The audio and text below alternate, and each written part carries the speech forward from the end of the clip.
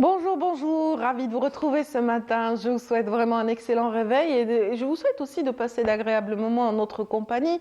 Dans cette matinale, nous aurons l'occasion de parler d'un sujet assez brûlant. Donc, il est préoccupant pour certains, source de bonheur pour d'autres. Et oui, il s'agit de l'intelligence artificielle dont on parle depuis pas mal d'années à travers le monde. Donc, entre avantages et inconvénients, nous allons traiter le sujet avec notamment un invité qui nous vient de l'École nationale supérieure en technologie avancée.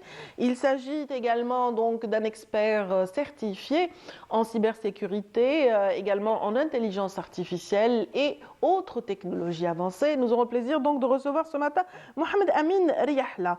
Et puis dans un autre registre, nous aurons le plaisir de recevoir un passionné, je dirais d'abord. Il s'agit de Mouloud Mouchou, donc qui lui est un membre très actif de l'association Al-Mustaqbal qui possède une école destinée à la prise en charge des autistes, mais également de plusieurs personnes et surtout des jeunes atteints de maladies rares. Il est lui-même donc éducateur spécialisé en la matière et il viendra apporter son témoignage à l'occasion de la journée mondiale consacrée aux maladies rares. Ce sera c'est très imminent en tout cas, tout un programme dédié à la sensibilisation dans ce sens. Merci encore une fois d'être avec nous. Donc il y aura par la suite tout un volet artistique qui commencera par justement le portrait ou l'interview de Atra Bouadma. Qui est-elle? Vous me direz, elle est photographe, elle est passionnée de photographie. C'est une enseignante qui s'est installée depuis 8 ans au Japon. Et au Japon, elle a ressenti le besoin justement d'être ambassadrice de sa propre culture en créant entre autres un livre sorti tout récemment, un livre intitulé Algerian Home Cook. Ça veut dire justement tous les plats, ça veut dire que c'est un livre qui met en relief tous les plats traditionnels bien de chez nous. En tout cas, elle le fait de si belle manière et elle orne son livre avec ses propres photographies. Elle en parlera tout à l'heure. On cernera bien entendu ses motivations en la question. Donc pour les fans de musique algéroise, les fans de musique traditionnelle algérienne, notre ami Sami Zerieb donc montera sur scène, sur les planches notamment de la salle Ibn Khaldoun tout prochainement, donc le 27 février dès demain. Donc il rencontre son public dans cette salle mythique d'Alger et bien sûr tout un programme à la carte vous attend et nous développerons tout cela avec notre invité d'honneur Sami Zerieb tout à l'heure. Son nom est proche, Amina Zeri. Voilà. Amina Zeri, elle aussi, ses préoccupations sont proches de celles de Sami Zerieb qui sont à l'origine la promotion de notre tradition. Amina Zeri, dans sa rubrique aussi dédiée au patrimoine, en fait autant. Aujourd'hui, elle met en valeur la shbika et les artisanes justement qui veillent à préserver cette tradition ancestrale. Dans un autre volet, nous aurons aussi l'occasion de vous présenter des reportages qui accompagneront les thématiques que je viens de citer. Mais avant de développer tout cela, bien sûr, nous avons coutume de vous donner les nouvelles du ciel en tout début de magazine et c'est ainsi que ce sera fait aujourd'hui avec Amal Aribi qui nous donne les nouvelles du ciel ce matin. C'est parti.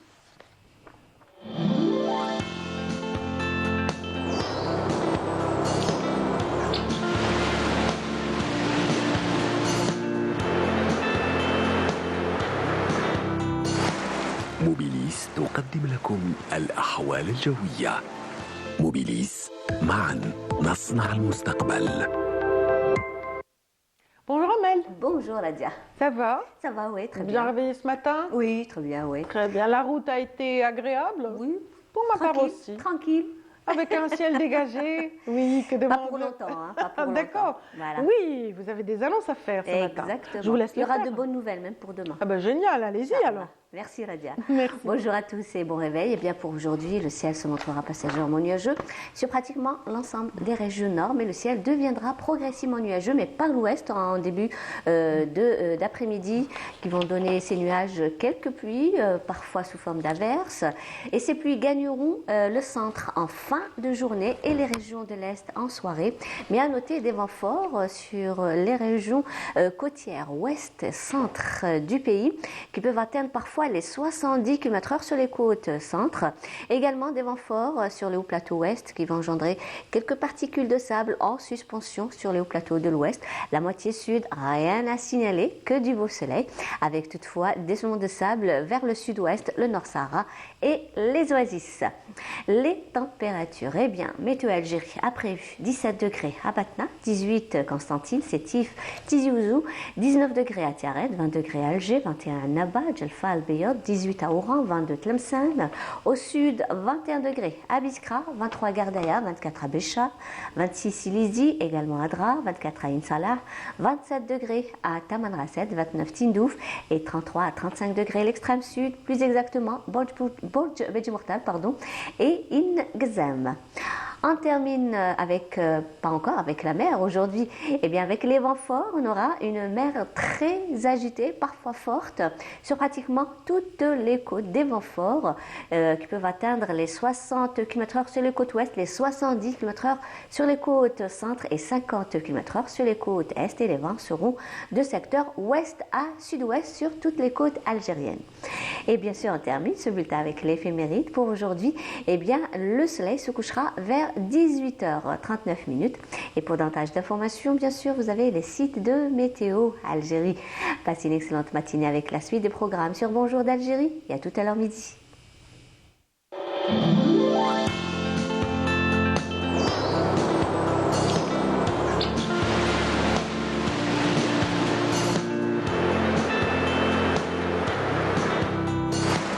موبيليس قدمت لكم الأحوال الجوية. موبيليس معا نصنع المستقبل.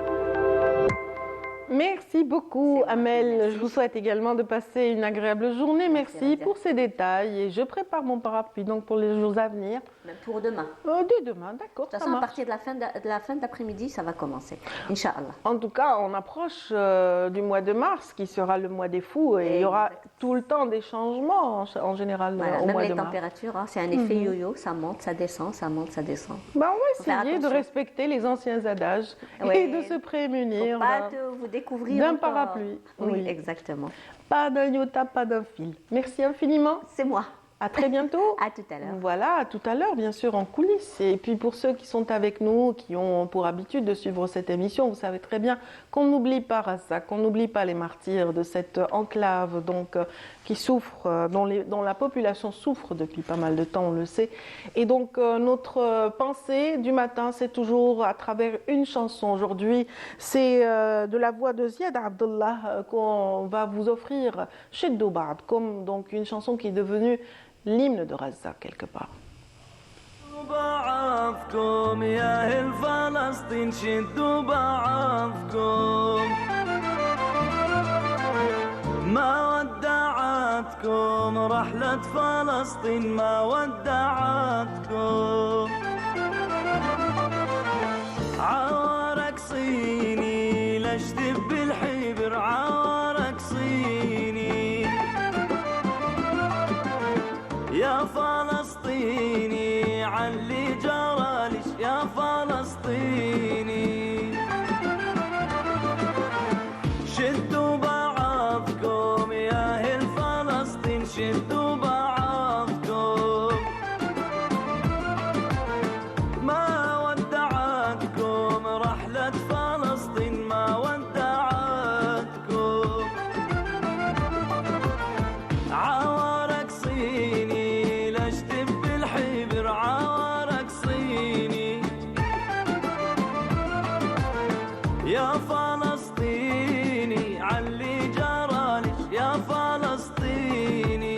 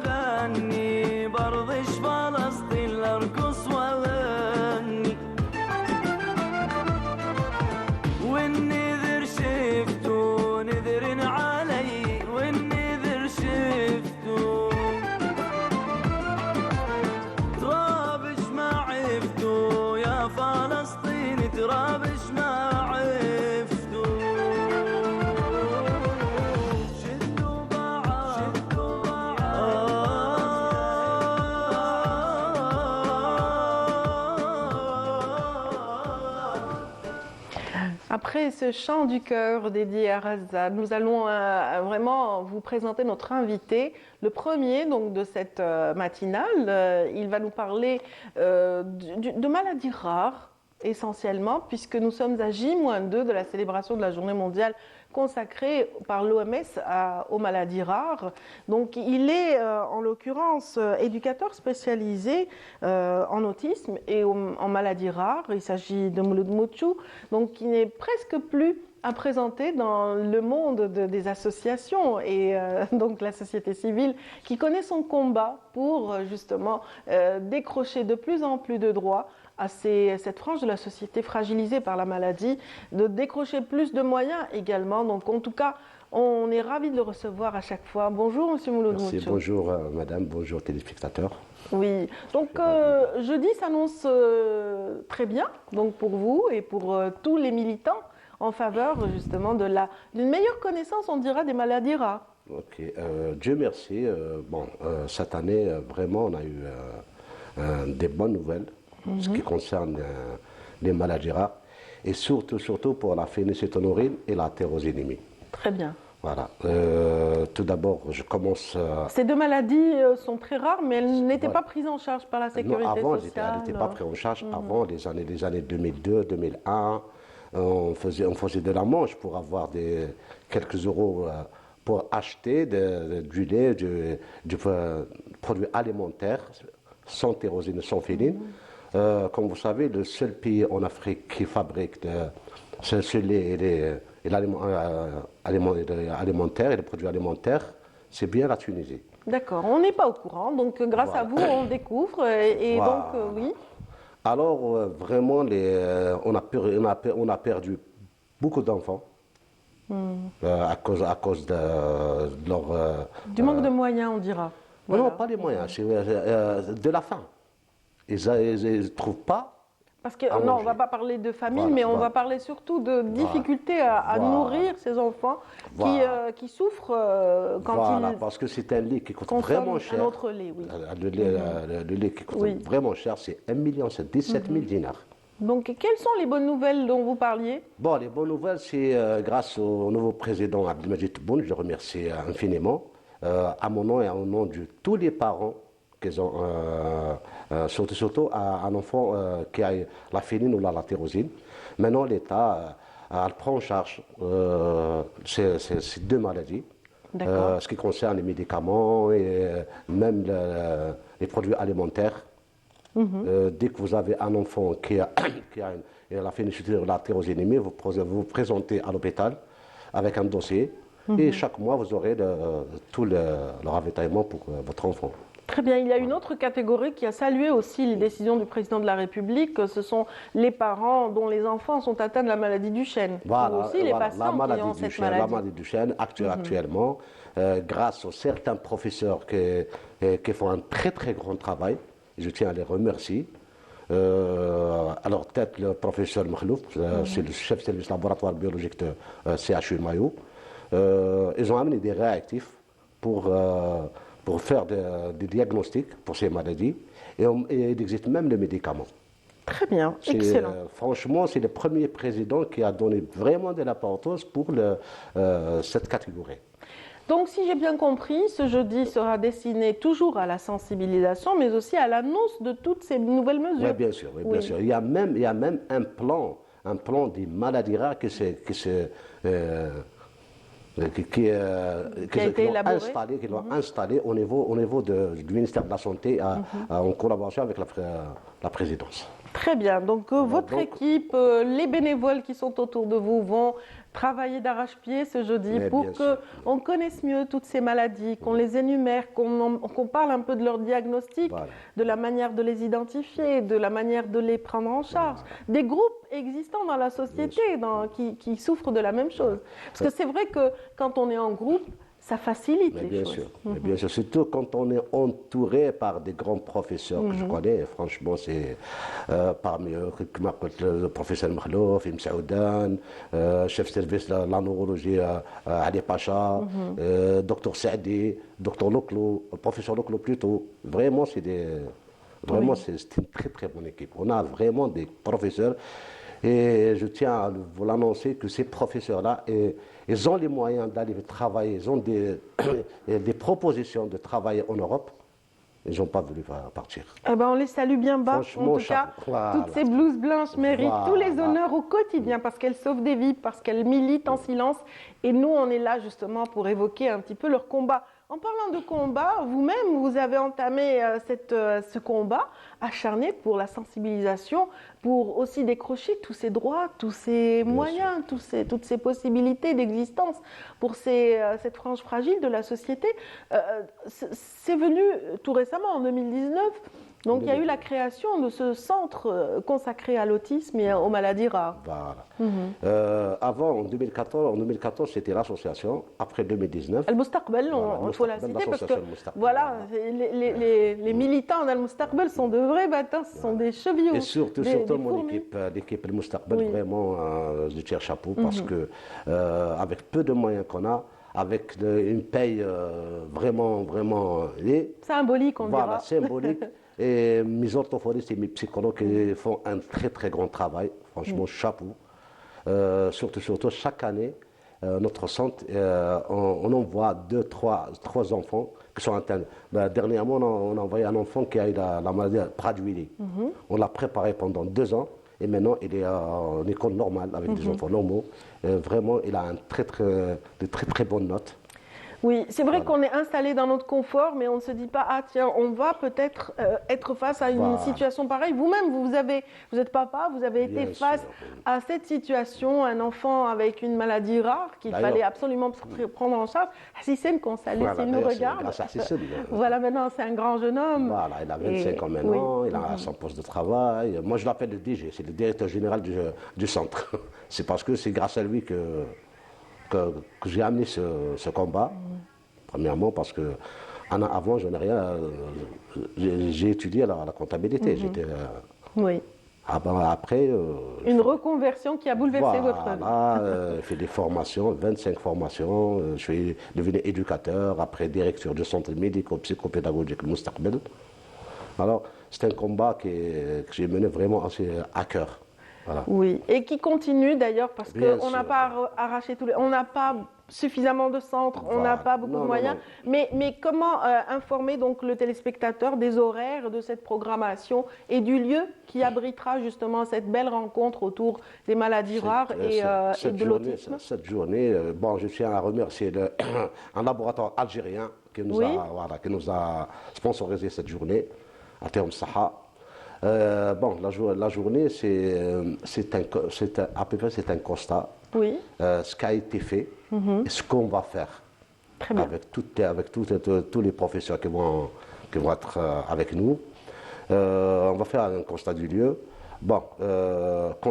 Parce que pour diagnostiquer vraiment une maladie rare, c'est pas donné. C'est pas facile parce qu'on n'y pense pas d'emblée. Non, parce que c'est pas n'importe quel professeur qui va travailler sur une maladie rare. Absolument. Pourquoi? Parce que la plupart des maladies rares, il n'y a pas beaucoup. Par exemple, je donne un exemple, la Heyler-Menster François. Il y a moins de 200 personnes au monde. Vous vous rendez compte? Alors, pourquoi déjà on les appelle, c'est des maladies qui sont orphelines par rapport aux médicaments? Pourquoi? Parce que le laboratoire de recherche, il ne va pas lancer une recherche pour peu de personnes. C'est vrai, parce que la recherche, ça coûte très très cher. Les laboratoires, c'est commercial. Oui. Alors, un professeur, surtout ici en Algérie, qui travaille sur une maladie, par exemple la maladie du Duchenne, la maladie de la spina bifida, ou la maladie de Fabry, ça demande beaucoup de temps. Parce qu'eux-mêmes, ils sont rares maintenant. Voilà. Ils sont rares. Ça demande beaucoup de temps.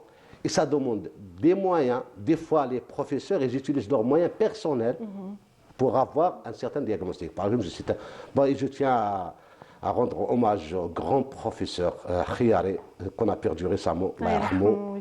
Vraiment, on a perdu une valeur sûre, un pilier. Voilà. Vraiment, parce que, pour votre information, le professeur Khiari, la Heyler-Menster François, en 1976, il y avait un cas. Et ils l'ont amené même en France, ils n'ont pas arrivé à faire le diagnostic. Et lui, il a réussi. Et lui, il a réussi à faire le diagnostic de mon fils. Allah Vraiment, يبارك، vraiment, Allah يبارك. c'est. Oui, Allah Allah yarhamou, yarhamou, rahma, yussa Inch'Allah. alayh. Allah yarham tous les Voilà, combattants des blouses voilà, blanches. des grands professeurs. Oui. Voilà. On n'a pas cité le lieu, en tout cas la rencontre se déroulera voilà, où? la Jeudi. rencontre, c'est le 29, c'est le jeudi 29 à l'hôtel Hammamat Ain Bnian. Très bien. Voilà. J'espère qu'ils seront nombreux. J'espère que toutes les personnes qui nous suivent ce matin et qui sont intéressées, Surtout qui sont ou concernés. qui suspectent vraiment voilà, une maladie ayant Leur fils touché ou là, leur enfant, ils seront le bienvenus. ils seront justement face à une belle brochette de médecins et d'experts, donc qui pourront peut-être les aiguiller. Merci en tout cas pour cette participation à l'émission Mouloud Mouchou. Donc on rappelle que vous êtes éducateur spécialisé en maladies rares et en autisme également. Ouais, Donc voilà. on a été ravis de vous recevoir. Bon vent et bonne chance pour cette journée de sensibilisation le 29 qui est aussi une journée rare parce que Voilà, tous les 4 ans on voilà, rencontre le le 29 février.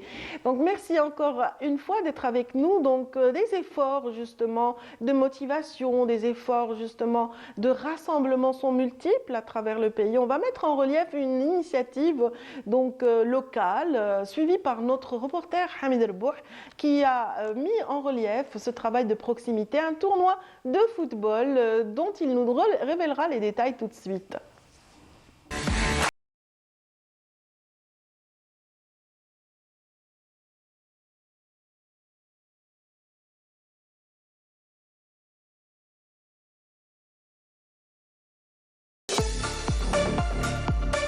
Symbole du sacrifice et du patriotisme de nos martyrs, l'association Club Sportif Proximité Medinet Bab Zouar, le CSPMB, célèbre la journée nationale du martyr Youm el-Shahid, commémorée le 18 février en chaque année, à travers l'organisation d'un tournoi de football des U14.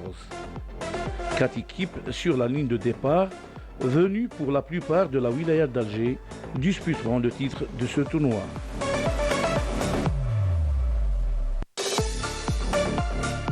Le football pratiqué ici est souvent très plaisant, où plusieurs talents ont émergé et méritent un suivi. Ce tournoi a connu une affluence nombreuse. Les participants ont été unanimes sur la bonne organisation. On est là juste ici au niveau de la commune de Bebzoar. C'est pour un petit tournoi qui a été fait. L'occasion de 18 février, c'est la journée du martyr ou bien Yom Shahid. C'est des espaces qui ont été inaugurés récemment pour le développement de nos jeunes. Il y a eu la participation de certaines associations. Il y avait même des communes de proximité de Bebzoar, Harrach, d'Al-Beda qui ont participé à ce tournoi. Et ça fait un énorme plaisir. Voilà, c'est les gens qui sont en train d'associer à ce tournoi. Cette louable initiative a été clôturée par une cérémonie de remise de trophées et de cadeaux.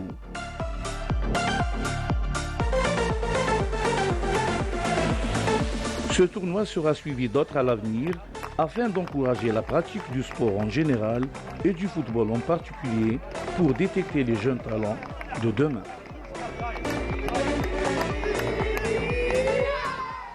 Et oui, c'est une très belle initiative à encourager et à pérenniser. Merci à Hamid El-Bouh de nous faire découvrir ces petites pépites. En tout cas, Hamid El-Bouh revient dans un instant pour un autre sujet un peu plus scientifique cette fois-ci. Et justement, nous ouvrons cette page sur la science, sur l'intelligence artificielle entre justement avantages et inconvénients. On va traiter le sujet ce matin avec la présence parmi nous d'un expert en cybersécurité, en intelligence artificielle et en technologie de l'information et de la communication. Il s'agit en l'occurrence donc de M. Mohamed Amin Riahla. Donc merci d'être avec nous.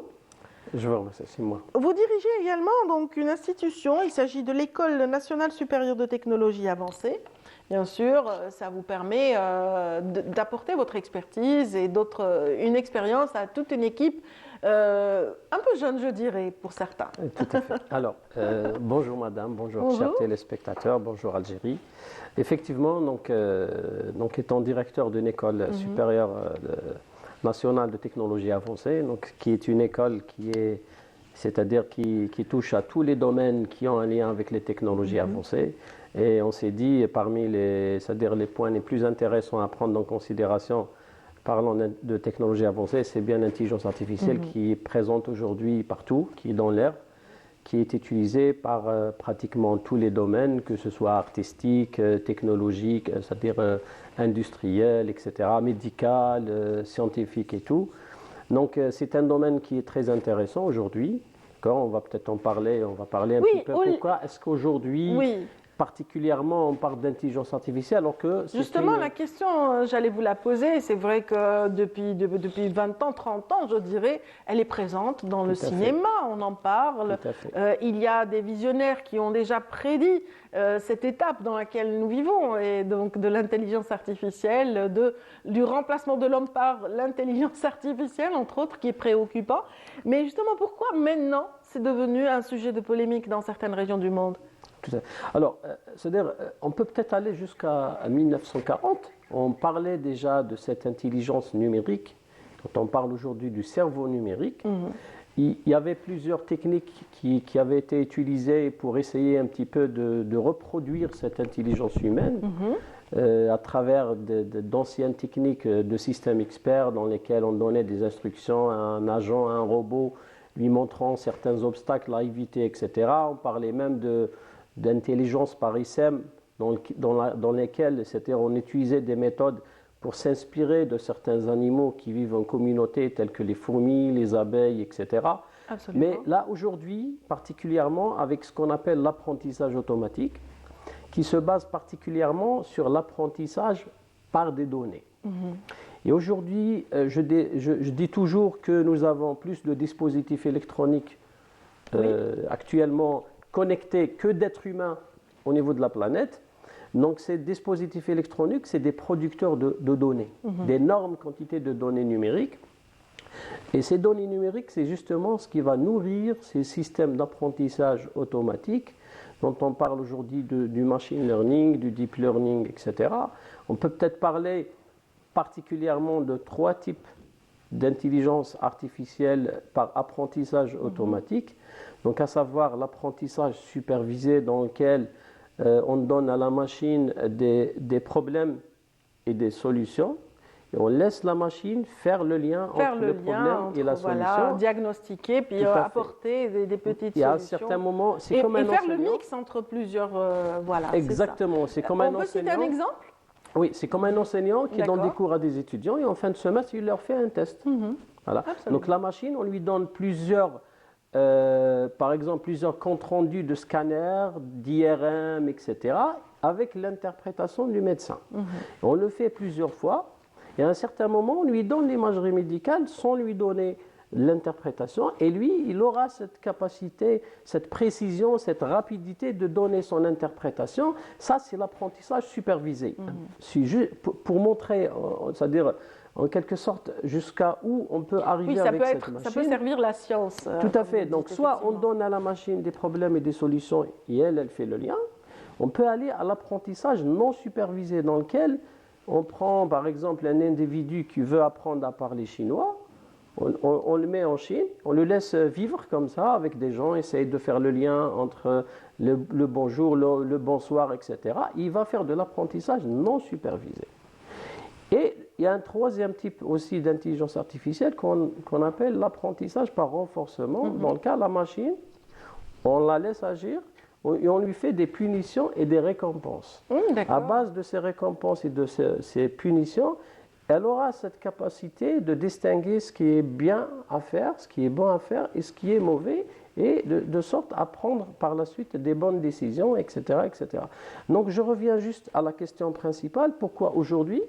Aujourd'hui, c'est parce que les systèmes d'apprentissage qui sont utilisés, c'est des apprentissages qui sont basés sur une nourriture qui est les données électroniques. Ces données électroniques, elles sont présentes partout aujourd'hui. Même une petite recherche sur Internet. Les villes sont gérées de façon électronique maintenant. On a les villes intelligentes, les maisons intelligentes, on a plein de choses. Là, aujourd'hui, on a le médecin artificiel, on a les véhicules autonomes, on a des drones qui surveillent, qui arrivent à faire l'inventaire de très grandes salles de stock. On a des On a des caméras qui arrivent même à faire, c'est-à-dire à faire le calcul d'une facture de quelqu'un qui est dans une supérette, etc., etc. Donc l'intelligence artificielle aujourd'hui, elle arrive à automatiser les tâches répétitives, à simplifier des tâches complexes. Elle arrive à avoir un certain degré de précision que l'être humain ne pourra pas faire parce qu'il n'est pas assez rapide, il ne peut pas stocker assez de données, etc. Et donc tout cela a fait On est déjà avancé par rapport aux avantages, hein, monsieur Exactement, Rhaïla. tout à fait. Mais on ne tout à va pas fait. développer davantage. Ouais, Le temps de découvrir justement ce reportage de notre ami Hamid El-Bouh qui s'est intéressé à la question des avantages et des inconvénients de l'intelligence artificielle. On va découvrir son reportage et on revient juste après.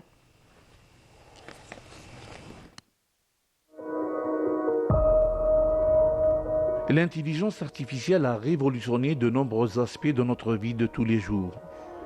Cette technologie permet aux machines d'imiter certains aspects de l'intelligence humaine, comme la perception, la résolution de problèmes, l'interaction linguistique et bien d'autres. Les possibilités offertes par l'intelligence artificielle semblent infinies, mais cette technologie a ses avantages et ses inconvénients, et pourrait même nous poser des problèmes dans un futur proche. L'intelligence artificielle peut être utilisée pour améliorer l'efficacité et la précision des processus de nombreux secteurs, ce qui peut entraîner des économies de temps et d'argent pour les entreprises. Les algorithmes de trading dans la finance peuvent être utilisés pour effectuer des transactions en temps réel et maximiser les profits. L'intelligence artificielle et la science robotique peuvent être utilisées dans les processus miniers, comme elles peuvent être utilisées pour explorer le fond des océans. En ce qui concerne les avantages de l'IA, on ne peut pas les énumérer parce qu'il y a vraiment beaucoup d'avantages qu'offrent les systèmes intelligents. Donc on va commencer par les avantages les plus évidents, c'est que dans le domaine médical, donc les systèmes à base d'intelligence artificielle peuvent améliorer le diagnostic, ils peuvent être aussi utilisés pour la création ou bien la génération de nouvelles molécules pour les médicaments. On parle de l'IA pour générer les antibiotiques, nouvelle génération d'antibiotiques.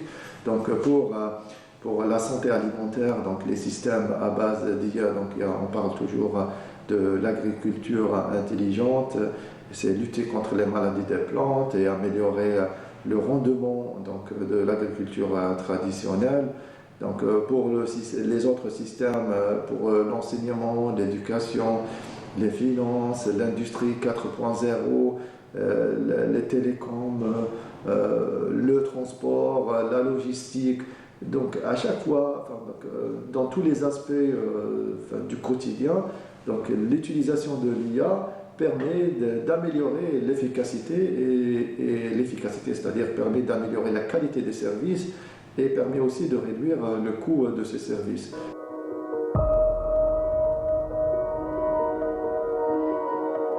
Les inconvénients de l'intelligence artificielle sont multiples. Les entreprises, par exemple, peuvent utiliser l'IA pour collecter et analyser des données personnelles sans le consentement des utilisateurs, ce qui peut violer la vie privée. Aussi, les algorithmes d'embauche basés sur l'IA peuvent reproduire des stéréotypes de genre ou de race, ce qui peut conduire à des discriminations injustes. Enfin, l'IA peut remplacer les emplois humains, ce qui peut avoir des conséquences négatives sur le marché du travail et l'économie en général. En ce qui concerne les inconvénients, il y a eu plusieurs... il y a un débat qui est toujours d'actualité. Donc les systèmes intelligents peuvent vouloir dominer et est-ce qu'ils vont exterminer ou bien ils vont rentrer en compétition avec les êtres humains? Est-ce qu'on va entrer en guerre contre ces systèmes-là? Je ne sais pas, je ne sais pas. C'est un point qui fait toujours pas l'unanimité parce qu'il y en a des personnes qui ne pensent pas que cela va arriver. Mais par contre, il y a un point qui fait l'unanimité qui est les dangers de l'IA quand les systèmes de l'IA ne sont pas très transparents et quand ils sont utilisés par des personnes pour influencer d'autres personnes. Par exemple, contrôler leur façon de consommer, c'est-à-dire on peut influencer les personnes en c'est-à-dire pour les faire consommer un tel produit par rapport à d'autres, influencer leur tradition, on peut les influencer politiquement, etc. Donc le danger de l'IA, c'est que ces systèmes-là ne seraient pas utilisés de façon ouverte et transparente par d'autres personnes.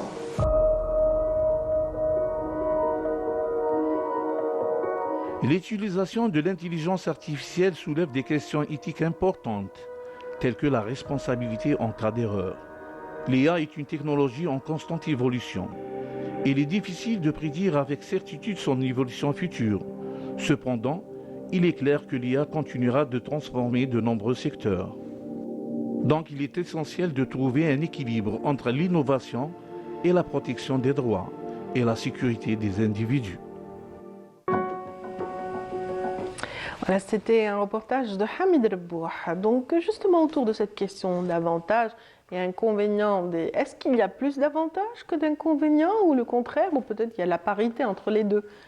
Où en est-on actuellement? Alors, pour chaque nouveau procédé proposé au sein du marché, au sein d'une communauté, il y a certainement des avantages et des inconvénients. Donc la question, c'est de savoir utiliser les avantages et éviter les inconvénients. Donc après, bon, c'est-à-dire au final, soit on élimine carrément cette nouveauté, ou alors on essayer en quelque sorte de trouver des améliorations, essayer entre parenthèses par exemple de vacciner les utilisateurs à savoir utiliser cette technologie dans le bon sens, etc. etc. Certes, donc on vient de voir il y a d'énormes avantages, même au sein de notre école d'enseignement, c'est-à-dire de supérieure de technologie avancée, on essaie même d'utiliser ces technologies avancées pour mieux transférer le message et le savoir entre enseignants et étudiants. On étudie le comportement des étudiants, des apprenants et la manière de recevoir l'information et d'essayer d'utiliser justement ces techniques d'intelligence artificielle pour augmenter ce flux d'informations enseignants-étudiants et permettre à l'étudiant de prendre le maximum d'un cours dans une salle de cours, dans travaux pratiques, travaux dirigés, etc. Bon, on a vu qu'on peut donc mettre en place des systèmes d'intelligence artificielle permettant de détecter de façon précoce certaines pathologies, donc classées graves, d'interpréter certaines pathologies dont le médecin aujourd'hui vous dira classées sans suite, etc., etc. Donc tout cela représente des avantages qui sont très très importants parce que, bon, c'est-à-dire si on essaie de faire une abstraction, sans parler des domaines, quand on a une grande quantité de données, un dataset, une grande base de données, et ces données-là permettent de nourrir une machine afin de prendre des décisions, de faire des recommandations de façon précise, de façon très rapide. Synthétique. Il y a cette finesse-là qui impressionne un peu l'être humain quand il parle avec ce qu'on appelle aujourd'hui les NLP, les chatbots. Quand on pose des questions des fois à la machine, elle nous répond. On voit même qu'il y a aujourd'hui des personnes qui vivent avec des... Absolument, on l'a vu avec ChatGPT, quand il est sorti, il a impressionné pas mal de monde. Tout à fait, l'être humain... Parce qu'il dialoguait, ça permettait un petit peu l'évolution vers un résultat. Exactement. Et ça a surpris bien plus d'une personne. Exactement, l'être humain aujourd'hui se dit avec ChatGPT, j'ai trouvé une personne même virtuelle qui s'intéresse à moi, qui me pose des questions sans trop demander. Et à vrai dire, cette personne-là, c'est-à-dire cette machine-là, quel est son bénéfice? C'est justement cette communication qui lui permet d'être de plus en plus mature. Réactif avec d'autres personnages. Plus on lui parle, plus il apprend. Plus on lui parle, plus il apprend, plus il répond correctement. Parce qu'aujourd'hui, même étant très très avancé, à certains moments, on pose certaines questions à la machine, aux NLP, là, indépendamment de ChatGPT, on parle des chatbots. Absolument. Et il répond de façon erronée, on lui dit, à un certain moment, c'est-à-dire il y a certains cas dans lesquels il se trompe carrément, il sort carrément c'est-à-dire d'une bonne réponse. Et là, il commence à vous dire, je suis désolé, je me suis trompé, la prochaine fois, je ne ferai plus d'erreur. Et bien effectivement, la prochaine fois, il ne fera plus d'erreur parce qu'il a déjà appris de ses erreurs. Il a compris, effectivement. Bon, voilà, c'est ça. Donc c'est que nous avons un nouvel outil qui permet de nous rapporter cette rapidité, cette capacité de stockage énorme par rapport à ce que peut faire un être humain, cette disponibilité permanente aussi. Hein. Aujourd'hui, c'est dans les hôpitaux, certains, c'est-à-dire tout ce qui est surveillance des patients, etc. Donc, si on met un être humain, ben certes, il va faire son travail, mais à un certain moment, il va avoir sommeil, il va avoir faim, etc., etc. Mais une machine, elle est présente en temps réel, surtout qu'avec les avancées technologiques, avec les serveurs de plus en plus puissants, les capacités de stockage. Des capteurs, des caméras qui peuvent vraiment assurer cette surveillance permanente de ce patient. Exactement. Sur tous les plans, effectivement. Tout à fait. Bien entendu, face à ces avantages, il y a toujours des inconvénients. C'est naturel. Ben oui, hein. C'est comme certains tous les auteurs, certains scénaristes ont eu peur. Ils ont eu la peur au ventre de voir un outil capable de rédiger un roman, capable de synthétiser ou de développer une histoire autour d'éléments comme ça qui sont injectés. C'est incroyable. La première question qui se pose quand on traite ce type de dans le monde visuel aussi, hein, dans le monde de la création et de la création et des arts visuels aussi, il y a une inquiétude de la part des designers. Les gens disent qu'à un certain moment, il y a des métiers qui vont disparaître, ce qui représente un réel inconvénient. Mais moi, je dis de l'autre côté qu'il y a aussi certains métiers qui vont apparaître.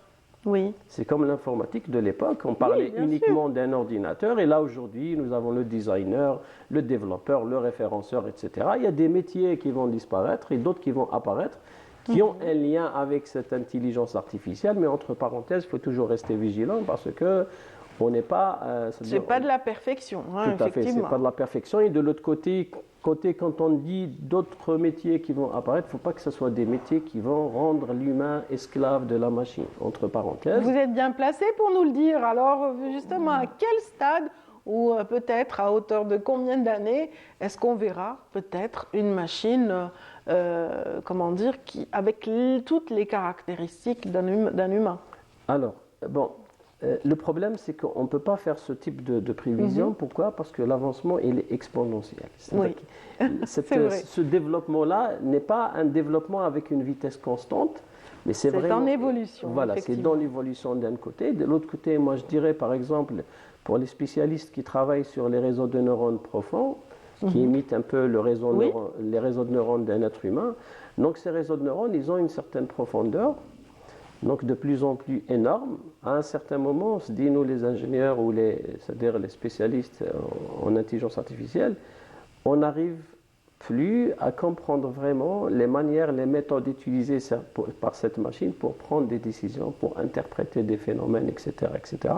Et ça, c'est un peu inquiétant par rapport à ce débat d'inconvénients, etc. Mais l'être humain, il doit toujours avoir cette longueur d'avance par rapport à la machine et pouvoir interpréter et comprendre de façon transparente ce qui se passe à l'intérieur. Ce que vous décrivez dénote aussi de la complexité du cerveau humain.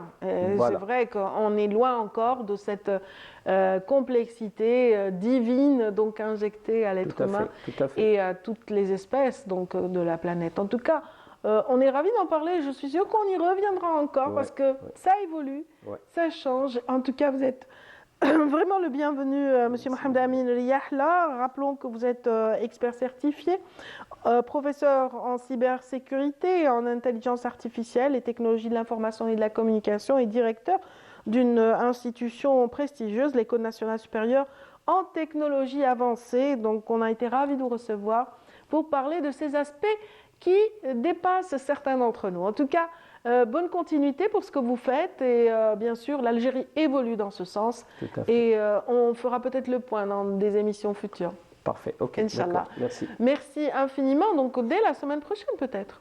Oui. Inch'Allah, vous êtes le bienvenu. Merci, en tout cas, on verra la partie algérienne par rapport à tout cela.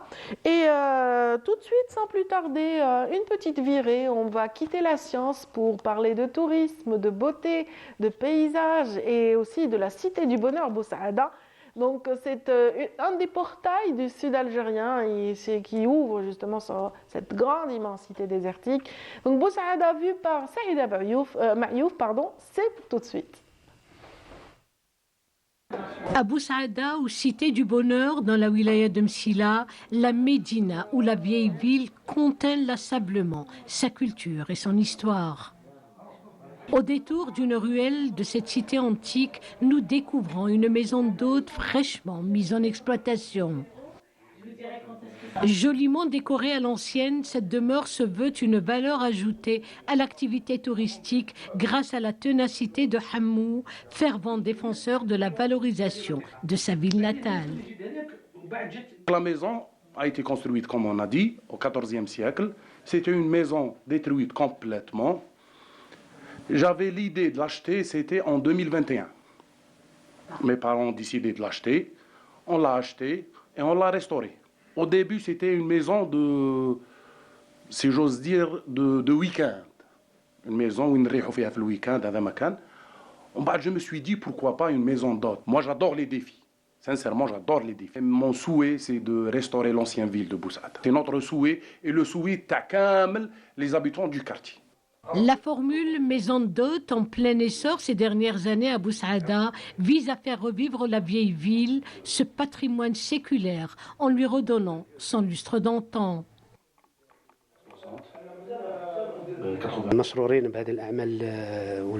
Nous sommes très satisfaits par de telles initiatives car ça permet de redonner vie à notre chère vieille ville de Bou Saada. Cette opération ne signifie pas seulement restaurer les murs d'une vieille bâtisse, mais il s'agit surtout d'une dimension plus large, historique et civilisationnelle, car Bou Saada a toujours été par le passé un rayonnement culturel et cinématographique d'envergure.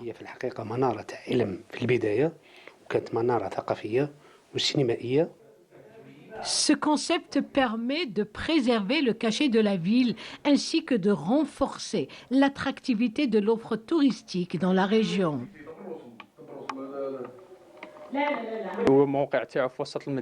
Cette maison d'hôtes située en plein cœur de la vieille ville de Bou Saada dégage un charme particulier car elle a été restaurée avec la même architecture et les mêmes matériaux de construction d'antan, reproduisant ainsi le cachet typique de la région. Ça replonge les touristes dans une époque révolue, ça demeure un dépaysement très apprécié. Véritable alternative à l'hôtellerie classique, les maisons d'hôtes constituent pour le secteur du tourisme une aubaine afin de pallier le manque à gagner en matière d'infrastructures d'hébergement face à la demande croissante de touristes locaux mais également étrangers. Voilà, donc la connaissance de l'Algérie, la découverte de l'Algérie n'est pas seulement justement la chasse gardée de ceux qui sont ici, mais aussi de tous ces Algériens qui se trouvent à l'étranger et qui ont soif de présenter cette Algérie avec toutes ses facettes, ses belles facettes, je dirais. Et donc, un exemple parmi tant d'autres, notre invitée aujourd'hui est établie au Japon et elle va nous parler de son expérience par rapport à ce que je viens de décrire. Il s'agit en l'occurrence de Atra Bouadma, qui est photographe et enseignante d'anglais. On est ravis de vous recevoir. Enchantée. Je ne sais pas comment le dire en japonais. Hajime Mashite. Je suppose. Hajime Mashite. Ah bah, pas parfait. Eh ben voilà, c'est génial. Hajime Mashite. Comme ça, nos amis japonais comprendront. Oui. Et en tout cas, vous avez fait l'effort justement d'utiliser cette langue japonaise pour parler de votre pays d'origine, Oui, hein, tout à fait, Atra. Oui, c'est ça en fait, parce qu'on ne connaît pas l'Algérie au Japon, Oui. malheureusement. Bon, vu que le Japon, généralement, c'est un pays qui est pratiquement loin de toute la planète, en quelque sorte. Et du coup, ils sont mal informés ou ils n'ont pas trop d'informations, sauf si ce qui se passe sur la télé, généralement américaine ou européenne. Et donc, c'est quand on rencontre un Algérien au Japon, genre, d'accord, c'est la première fois que je rencontre un Algérien. D'accord, félicitations. Félicitations. Et donc, du coup, j'ai remarqué, ils ont trois choses. Ils connaissent Zinedine Zidane. Ah, d'accord. Il y a une chanson très populaire au Japon, La femme de la Casbah, qui est en japonais. D'accord. Donc, c'est une histoire d'amour, une femme Casbah d'Algérie. Casbah d'Algérie. Et la troisième, c'est toujours une blague entre le Nigeria et Algérie. Oui, je l'ai vécu celui-là. Ah, ok, voilà. J'ai vécu cette situation. Alors, Algérie, Nigeria. Non, not Nigeria, Algérie. Donc, c'est toujours les trois choses qui viennent en premier. Après, je commence à expliquer l'Afrique du Nord, la Méditerranée, etc. Donc, ça va, il commence à... Je fais de mon mieux pour expliquer Il paraît que vous êtes très patiente, il vous arrive d'avoir 2000 étudiants, parce que vous avez enseigné quand même dans une université pendant un certain temps. En fait, les deux. Donc, c'est l'université, ça va, parce que c'est surtout basé sur la littérature. Mais les écoles privées, c'est des one-to-one, comme on dit en Algérie, des VIP. Oui. Et donc, du coup, il faut expliquer à chaque personne que, voilà, l'Algérie, on a ça, on a ça. Voilà. Parce qu'au Japon, tout le monde va vous dire, nous avons 4 saisons. Oui. Ça, c'est le truc à base. Je ne comprends pas. Je viens de la Méditerranée, nous avons 4 saisons. Oui. Donc, qu'est-ce que vous voulez dire par 4 saisons? Nous aussi, on a 4 saisons. Donc, j'ai expliqué que nous aussi, nous avons même les cerisiers, nous avons ça. Ils fleurissent, ils donnent des fruits, parce qu'au Japon, nous avons les cerisiers, mais c'est juste les fleurs. Il n'y a pas de... Il n'y a pas le J'étais fruit, choquée la après. cerise, oui. Donc j'étais là, c'est magnifique les cerisiers japonais. Sinon, vous faites quoi avec les fruits, là, qu'il n'y a pas de fruits? Comment ça se fait? Ok. Donc c'est ça, voilà. Oui, en fait, il y a ces différences de culture, mais en fait, cette méconnaissance de l'Algérie vous a poussé à aller plus loin, au-delà de vos capacités initiales, parce que vous êtes très doué pour la photographie, il faut le dire. Hein. C'est un de vos talents. Ça prend talents. du temps, donc je sais pas, c'est juste une question d'expérience. Voilà. Ça vous a permis en tout cas de sortir du stress, parce que c'est vrai, travailler au Japon, c'est pas comme travailler en Méditerranée ou alors en Afrique du Nord, n'est-ce pas? Tout à fait. En fait, c'est un autre rythme. Parce qu'en fait, on ne peut pas avoir d'excuses pour ne pas travailler. Il n'y a pas de pause, en quelque sorte. Et j'ai travaillé avec des entreprises japonaises et ils sont très stricts et bien sûr, c'est des gens très, très sérieux. Mais nous, les Méditerranéens, on aime bien travailler condensé, mais genre 8 heures. L'heure de pause déjeuner, on a la pause café. Voilà, c'est ça. Mais vous avez fait, il vous est arrivé de travailler de 7 à 22 heures. Oui, ça c'est le standard des écoles privées au Japon. Genre, généralement, on commence à 7 heures du matin parce qu'il y a des clients qui veulent avoir une leçon avant d'aller au travail. Donc, on est là à 7 heures. Donc, vous ouvrez votre calendrier et vous attendez, voilà, tout simplement. Et voilà, donc c'est Ramadan, pas Ramadan, voilà, vous travaillez de 7 heures à 22 heures. Et j'adore l'enseignement, c'est mon métier, c'est mon truc, ça a toujours été mon rêve d'être prof. Mais au Japon, on a besoin de sortir un petit peu de ce cadre. Voilà, donc, vous avez choisi la voie de la photographie. Oui, parce qu'avant, je voulais faire photographe en Algérie, mais comme étant étudiante, pas de moyens pour acheter les appareils qui étaient coûteux. Ouais, voilà, c'est ça. Donc j'avais mis de côté tout le truc et alhamdoulilah, après, je pouvais me permettre le matériel, donc j'ai repris doucement. Excellent. En tout cas, vous avez fait énormément de photos, comment dire, de photos commerciales, hein, de photos de produits pour certaines aussi entreprises de restauration, entre autres. Oui. Voilà. Généralement, je me focalise surtout sur la restauration parce que c'est quelque chose de très demandé. Et puis, c'est très confortable parce qu'on ne parle pas trop avec les clients, vu que c'est de la nourriture. C'est pas la peine de demander à la personne de bouger ou machin. Donc, j'ai plus de contrôle sur l'environnement. Et ça me permet de rencontrer d'autres personnes à chaque fois, chaque restaurant et tout. Donc, voilà, ça me permet de rester toujours en contact avec les Japonais quotidiennement. Voilà. En tout cas, ça vous a aussi poussé, donné envie de de tenter une expérience extraordinaire en créant ce livre que j'ai entre les mains, dont on a vu à l'instant quelques images, quelques spécimens de recettes, enfin d'images, donc qui accompagnent des recettes bien de chez nous, hein, n'est-ce pas? Ça s'appelle Algerian Home Cook. Oui. Je voulais que ça soit home cook parce que toutes les femmes algériennes sont des home cook. Donc, je ne me déclare pas comme chef. Oui, absolument. Loin de ça. Et voilà, c'est des recettes que toutes les femmes algériennes font quotidiennement.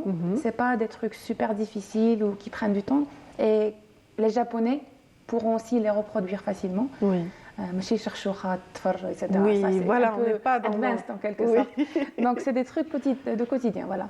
Très bien, des recettes simples, telles que dolma, enfin, vous allez quand même vers des sorbets à un moment donné, vous allez vers... Il faut absolument mentionner le créponné. Créponné, c'est bien de chez nous. Oui, c'est ça. Carantica, c'est très facile à faire, et c'est bien de chez nous, effectivement. C'est des trucs que je voulais vraiment mettre le point, par exemple pour le café, Mazgaran. Il fallait vraiment que je dise que Ice Coffee, que vous aimez tous, ça C'est vient une de l'Algérie. création bien de chez nous. Voilà, c'est ça. Donc, c'était ça en fait. C'était pour donner un petit peu plus d'histoire sur la cuisine algérienne, donc l'histoire culinaire algérienne en quelque sorte. Oui. Ouais.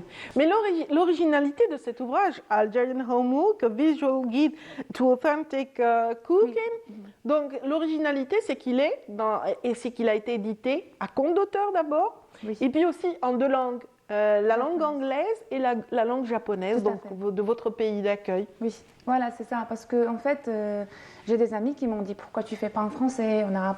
C'est pas la peine. La femme algérienne n'a pas besoin de moi pour lui apprendre à cuisiner. Ça, c'est clair. C'est surtout pour encourager les étrangers à voir, à apprendre un petit peu sur notre pays. Parce que c'est pas seulement la cuisine, parfois je mets des anecdotes. Donc pourquoi on appelle ça kibda mcharmla, pourquoi machin, mhajib, mahjoub, l'origine du mot, etc. Donc c'est juste pour donner une idée aux étrangers que voilà, nous avons une cuisine qui a sa place, qui est simple, et voilà, et en plus, en tout cas, qui est classée de plus en plus vraiment dans le Guinness de la cuisine mondiale. Voilà, on commence à sortir et du coup, voilà, donc même sur les photos, généralement, les gens ils sont intimidés parfois par la cuisine méditerranéenne en général, parce qu'il n'y a pas des étapes illustrées. Donc c'est pour ça que j'ai mis des étapes dans chaque des photos. Oui, vous illustrez. Oui, voilà. Donc, et vous n'avez pas oublié Ramadan, parce que vous avez une belle affichette qui dit Ramadan Karim aussi. Oui, là, c'est génial. Ce qui est magnifique avec le livre, c'est que j'ai beaucoup de personnes qui ont participé avec moi. Et d'ailleurs, j'ai mis les noms des personnes qui m'ont envoyé des photos. Parce que je contactais des Algériens ici, il y a des photographes extraordinaires. Youssef, c'est lui qui m'a donné cette photo de Ramadan. Oui. Un autre ami, je sais pas si on peut la montrer, m'a donné les photos de street food. Donc là, par exemple... Oui, là, c'est Ramadan Karim. Je ne sais pas si quelle caméra. Avec Sherifa, peut-être. On va peut-être voir cette image. Donc, allez-y, quand vous voilà, pouvez. C'est lui qui m'a envoyé cette photo. La 2, elle est là. Personne n'a hésité à m'envoyer des photos, donc je contactais les personnes sur Facebook, Instagram. Voilà, je suis en train de faire un livre de cuisine algérienne. Est-ce que tu peux m'envoyer ta photo? C'est tout le monde qui a participé. Oui. J'ai des amis. Ça, c'est une table de Ramadan extraordinaire. Ça, c'est à Audin, je pense. Oui, à la place Audin, c'est vrai qu'il y a chaque année cette table gigantesque qui réunit les habitants de la rue des Wishmourad et ses familles. C'est magnifique. Même pour le street food, qui n'est pas populaire à l'étranger, malheureusement, un ami à moi est sorti, a pris des photos des gens, les khidmoum hajib, etc. Genre, ils étaient réticents au début, mais après, ils ont vu que voilà, c'est un métier qui est respecté. Voilà, ils font un travail extraordinaire. Toute la journée, ils sont en train de travailler. Ils font de bonnes hajib qu'on achète toutes chaudes à midi, voilà, effectivement. Exactement. Et voilà, je voulais mettre en valeur ce côté algérien aussi. Cette dynamique algérienne qui est particulière, voilà, exactement. Très chaleureuse aussi. Exactement, très chaleureuse. Voilà. D'ailleurs, quand je viens ici, c'est surtout l'obia, soupe de poisson, les trucs simples. Je suis pas, je mange un hamburger ou là. Oui, juste la cuisine traditionnelle, voilà, la cuisine bien de chez nous, très relevée, qui a énormément de saveurs parce qu'on a aussi énormément d'ingrédients qui sont bio, qui ont une saveur particulière. Nos légumes sont parfumés, nos fruits sont très parfumés aussi, et c'est vrai. C'est ça, parce que ma belle-mère est venue aussi. Elle était choquée par Elle est japonaise. Elle est japonaise, oui. Voilà. Mon mari et ma belle-mère étaient choqués par le goût, les légumes. Les saveurs, voilà. Le poulet, carrément. Le poulet a une autre saveur. Voilà. Complètement. Oui. Et voilà, ils ignoraient qu'il y avait un goût. Oui. Eh ben, il y a des légumes qui n'existent même pas. L'artichaut, bspas et tout, ça n'existe pas au Japon. Ma belle-mère, chef elle dit, c'est quoi ça? Et c'est bon. Je vais te cuisiner. It's delicious. It's delicious, exactement. Effectivement. Et c'est pour ça que j'ai fait le livre. Je ne l'ai pas fait juste pour promo pour moi, en fait, parce que je sais qu'il y a des personnes qui sont hyper compétentes. Oui. Et je vois des créateurs de contenu culinaire Fidzaïr. Et j'aimerais les encourager à mettre plus de sous-titres en anglais ou pour... Oui, mais il m'est arrivé d'utiliser des recettes espagnoles, mais du fait qu'elles soient sous-titrées en plusieurs langues, ça nous donne accessibilité à ce contenu, contrairement aux autres qui sont toujours dans la langue d'Erja ou l'arabe. Bien sûr, ils gagnent le public oriental, voilà, les Arabes, les Orientaux, mais pas assez les autres régions du monde. Voilà, c'est ça. Donc j'aimerais au futur, Inch'Allah, les vrais chefs, ils déroulent des productions, ils écrivent des livres, mais je ne sais pas que l'art culinaire. je connais des femmes, les dérouillés, etc.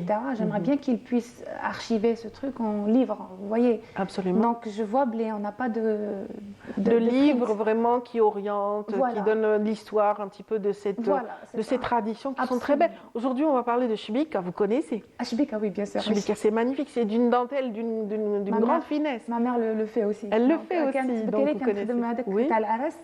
Donc elle faisait le truc complet. هذاك واش راني شفنا ما كانت تخدم في الدار كي كنت صغيره elle faisait toujours شبيكه etc. Oui, elle est toujours vivante. Oui. On la salue si elle est avec nous ce matin et si elle nous regarde. Eh ben bravo en tout cas d'avoir insufflé cet amour de l'art, cet amour de l'Algérie à votre fille. Donc à Atara Bouatma, on a été vraiment ravis de présenter Algerian Home Cook, donc cette initiative louable de votre part, qui est présente sur les plateformes de vente, non? En fait, là, c'est sur Amazon. Très bien. Parce qu'avec la distance et tout, c'est très difficile de coordonner pour imprimer ici, sur place. Donc Amazon, c'est plus rapide. En tout cas, si vous êtes venu ici, c'est pour le présenter, non pas pour qu'il soit exploité par les Algériens, mais pour dire à toutes ces personnes qui font dans la promotion de notre art culinaire qu'il faut parler à d'autres régions du monde, en anglais, et pourquoi pas dans d'autres langues. Absolument, oui, tout à fait. Merci pour ce beau message. Bon voyage de retour. Merci et beaucoup. Bon Ramadan. Ramadan Karim, Inch'Allah. Vous le passez ici ou au Japon? Au Japon, malheureusement. Oh mon Dieu. Toute ma compassion. Merci beaucoup. Allez, comment on dit au revoir? Sayonara. Sayonara. Ah bah voilà. Ah bah ça c'est connu. Ah bah voilà. Sayonara, mais j'avais oublié. Sayonara. Merci. En tout cas, à vous qui nous regardez ce matin, je vous souhaite de passer d'agréables moments avec les invités qui attendent. Ils sont tout aussi intéressants. C'est après cette chanson dédiée à la Palestine qu'on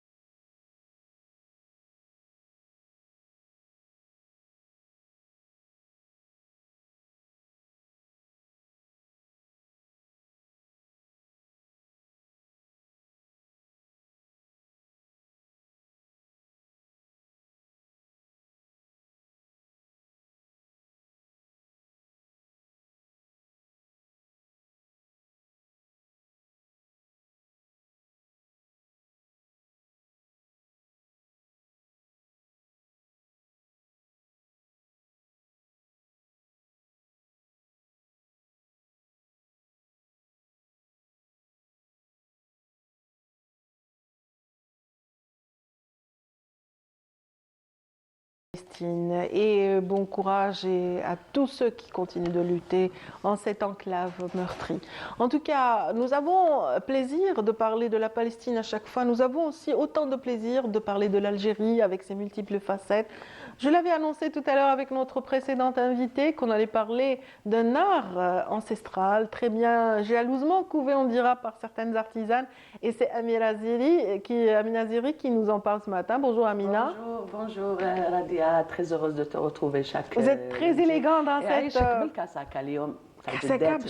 C'est de la dentelle, donc faites main.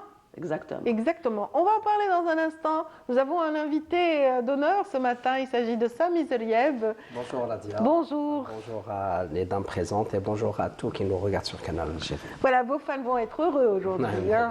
Heureux aussi d'apprendre que vous serez sur scène cette semaine, donc dès demain. Dès demain, la salle Ibn Khaldoun avec un récital à la carte. C'est bien ça? Bien sûr, je vais me produire enfin, après une rupture due à ce qui se passe en Palestine, avec tous les respects à nos frères, que Dieu, Inch'Allah, farj alayhum.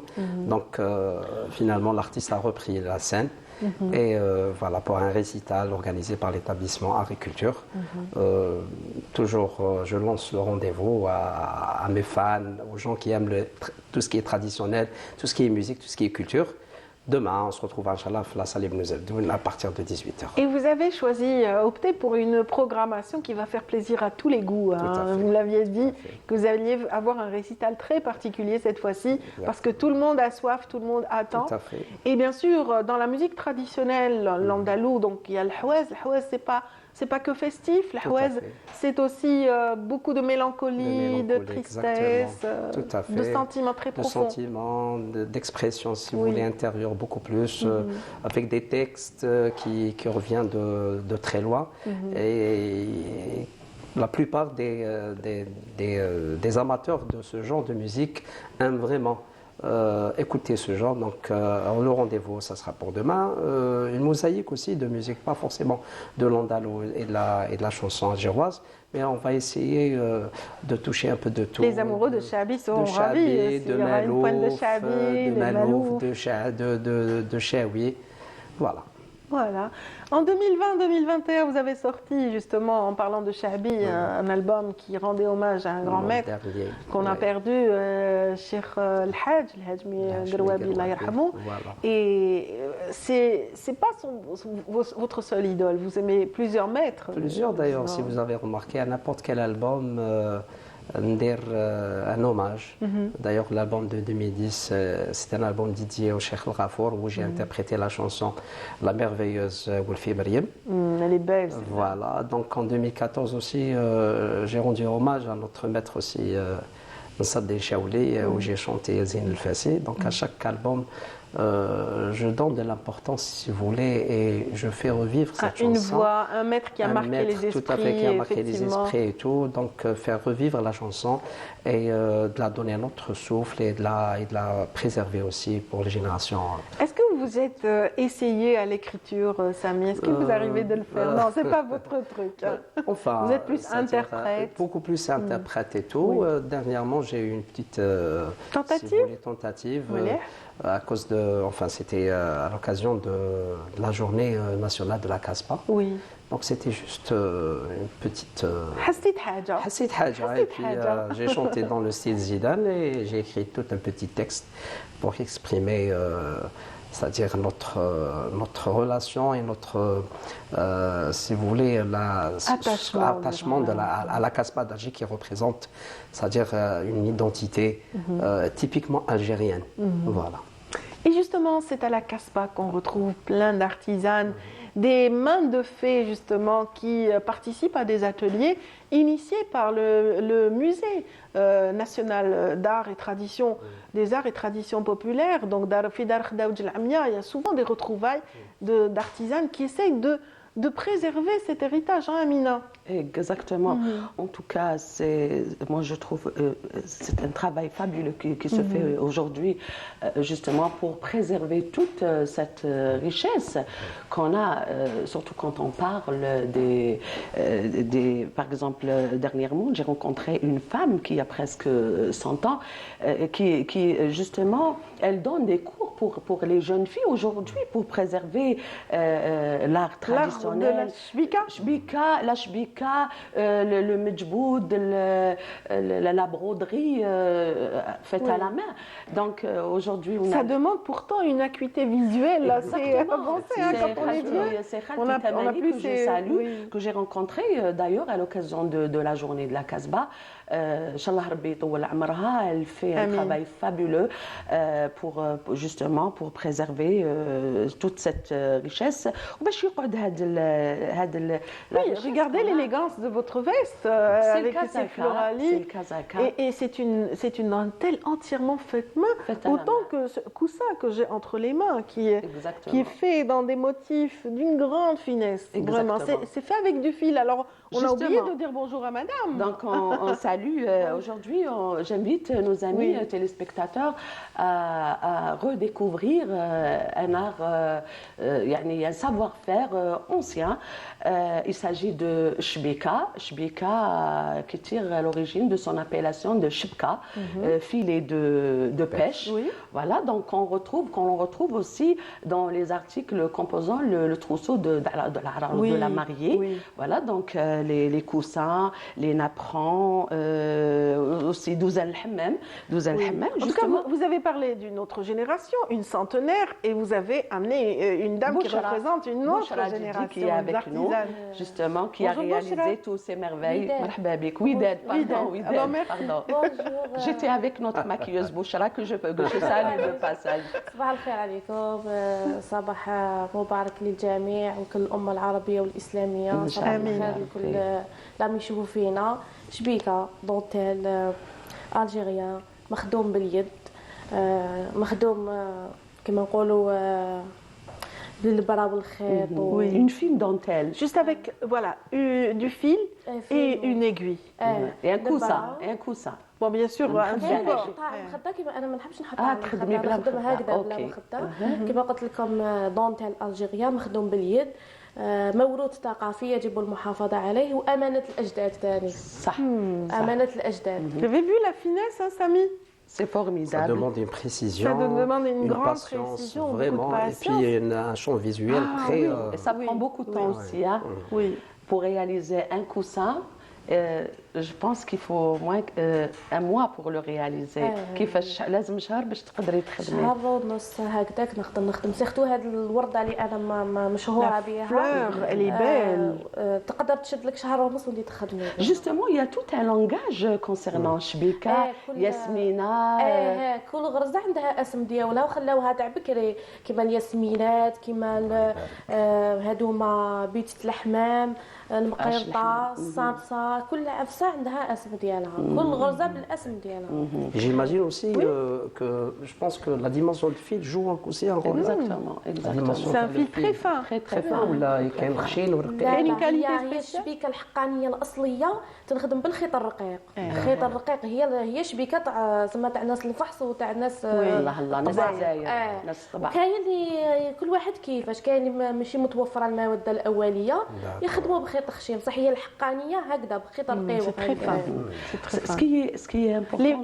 Les voilettes des femmes de la Casbah ou de l'Adjar, que ce soit à Constantine ou Alger, Tlemcen, etc., l'Adjar, la petite voilette qui couvrait les femmes, elle était souvent faite bshbika, avec une dentelle bien de chez nous. Hein. Ce qui est important dans tout ça, Radia, c'est que notre amie Wided, elle a appris cet art par sa maman, qui elle-même l'a appris par la sienne. Donc de mère en fille. Et elle, aujourd'hui, elle le transmet à ses filles.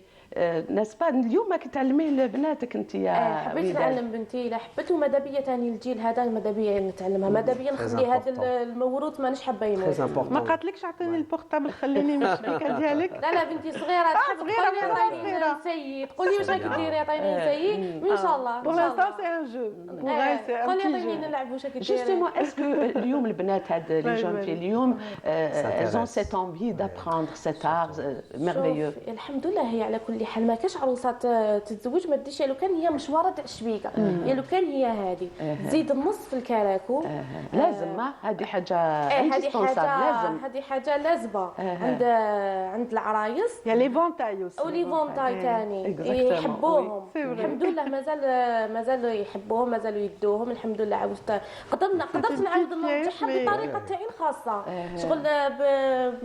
شغل بواحد الطريقه ديالي اللي خلات الناس تحبني وتحب الخدمه ديالي.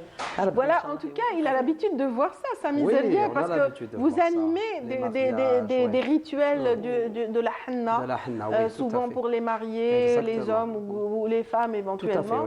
Et il y a toutes ces belles choses comme ça qui agrémentent la henna. Sami Zellier, elle est aussi très attachée à tout ce qui est patrimoine culturel algérien.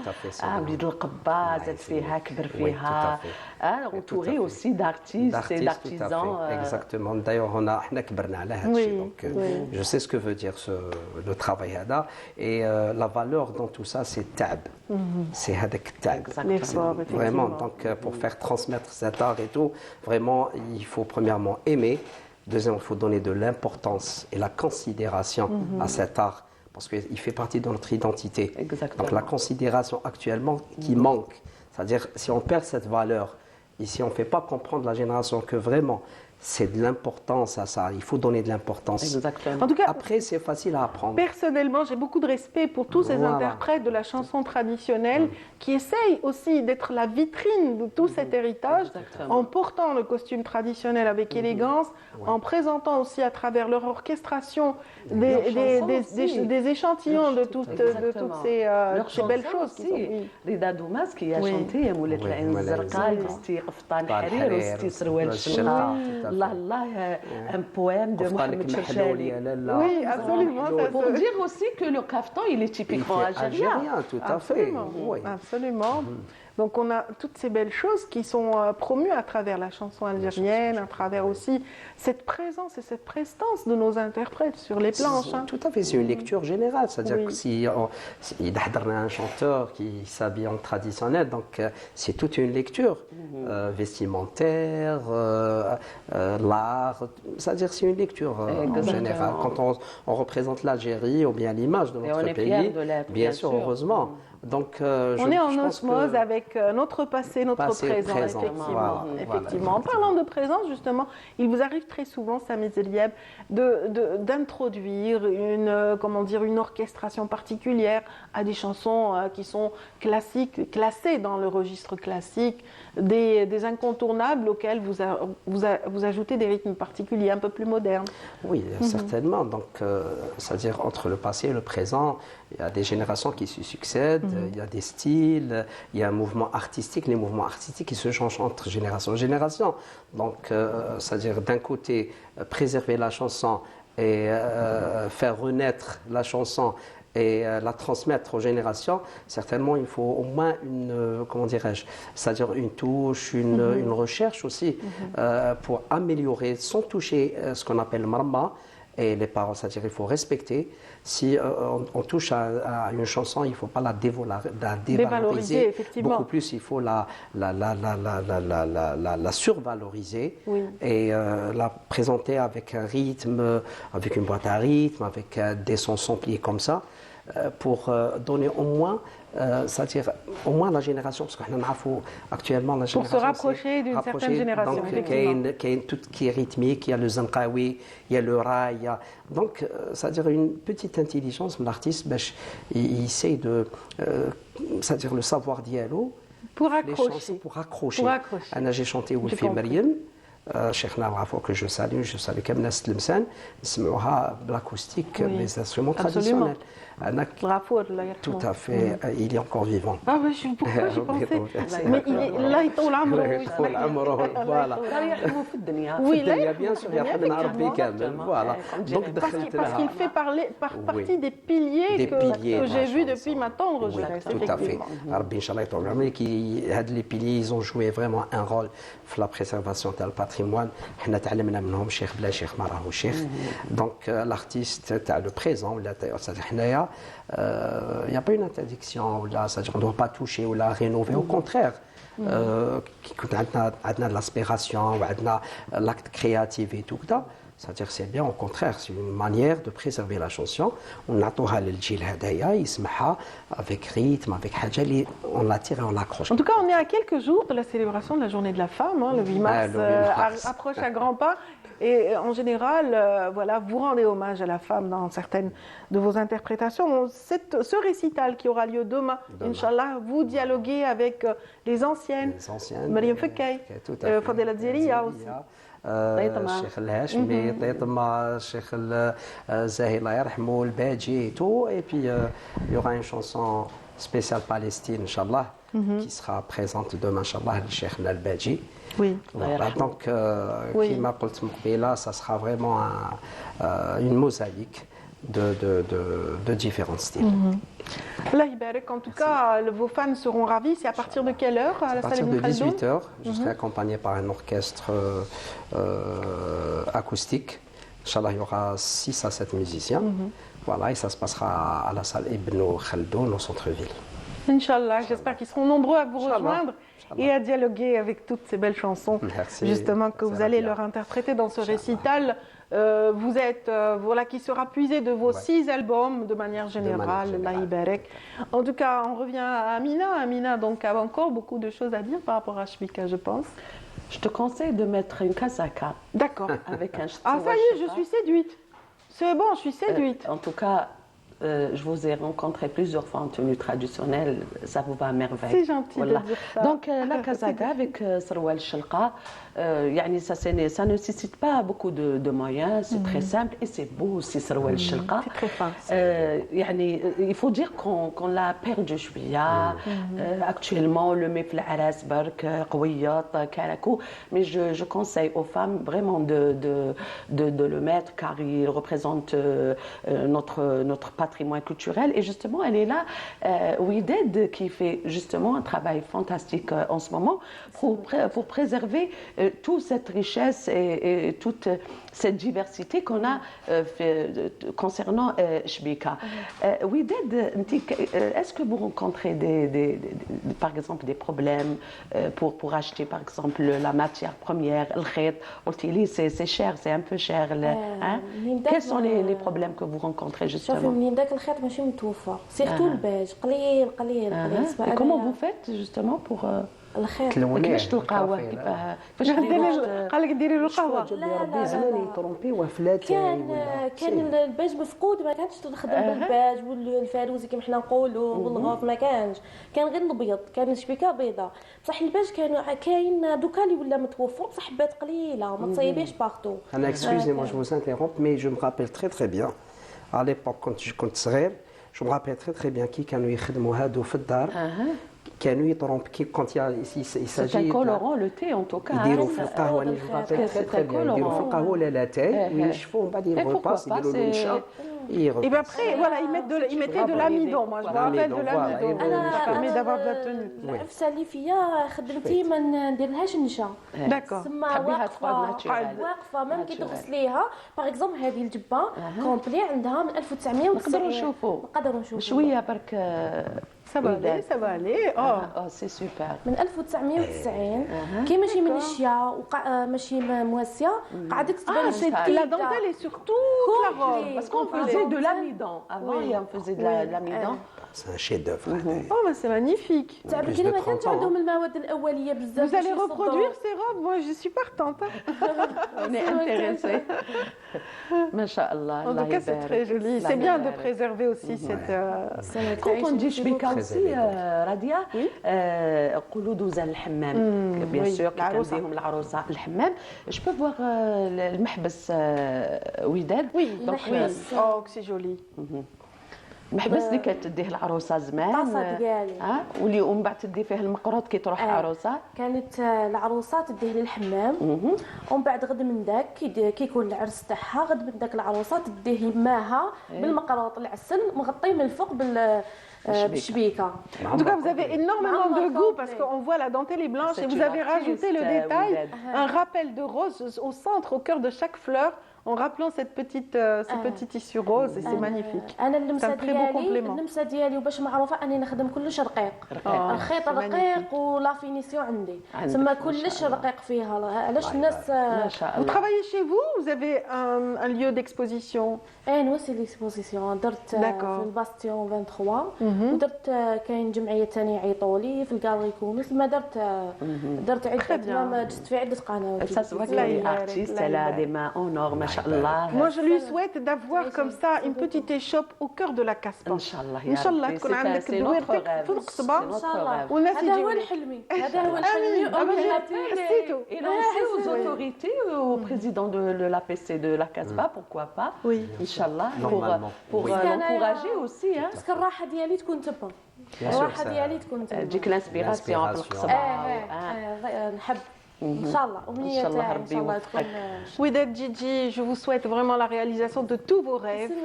Sami Zria, bon vent pour le concert. Demain, c'est à la salle Ibn Khaldoun, un dernier appel. Vous êtes invité. Avec plaisir. Inch'Allah.